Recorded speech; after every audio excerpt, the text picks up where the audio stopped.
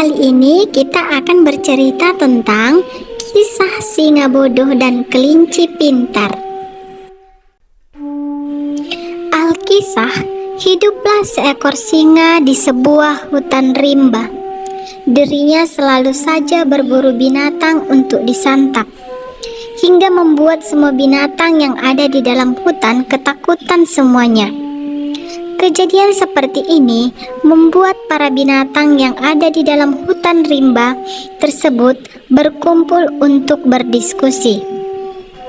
Hingga akhirnya para binatang memutuskan untuk mengirimkan satu ekor binatang setiap harinya untuk disantap sehingga singa kelaparan tersebut tidak perlu berburu keliling hutan lagi. Keputusan ini kemudian disampaikan langsung pada sang singa. Sang singa yang terhormat, tolong dengarkan permintaan kami.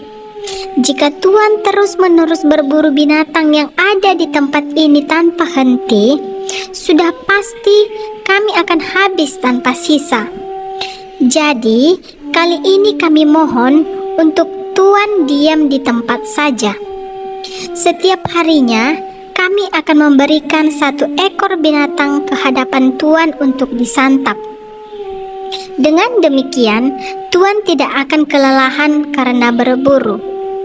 Mendengar perkataan dari para binatang tersebut membuat sang singa kembali berpikir dan membenarkan perkataan dari para binatang tersebut. Hingga akhirnya singa pun menyetujuinya. Hasilnya setiap hari ada saja binatang yang dipilih untuk disantap oleh sang singa. Kali ini pilihan jatuh pada seekor kelinci. Pastinya kelinci tersebut tidak ingin jadi santapan singa. Dengan kecerdasan yang dimilikinya, sang kelinci kemudian membuat sebuah strategi, yaitu dengan membuat sang singa kelaparan agar dapat dibunuh. Keesokan harinya, sebelum pergi mengunjungi sang singa, kelinci sengaja bangun agak siang. Kemudian berjalan dengan sangat lambat untuk sampai ke tempat singa. Bahkan kelinci juga sempat tidur di jalan sebelum akhirnya sampai ke tempat singa menjelang malam. Sudah pasti sang singa marah luar biasa dan tidak sabar untuk segera menyantap binatang yang disuguhkan. Ketika kelinci sampai di hadapan singa, lalu sang singa mulai mengaum. Aku sudah menunggumu seharian, dan binatang yang dikirim hanya kamu. Kamu terlalu kecil untuk kumakan.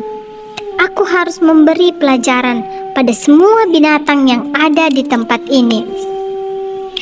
Kelinci yang mendengarnya lalu menenangkannya. Tuan, bolehkah saya menceritakan sesuatu? Sebelum kau makan, sang singa menjawab dengan anggukan. Sebenarnya ada 6 kelinci yang dikirimkan oleh para binatang untuk Tuan makan.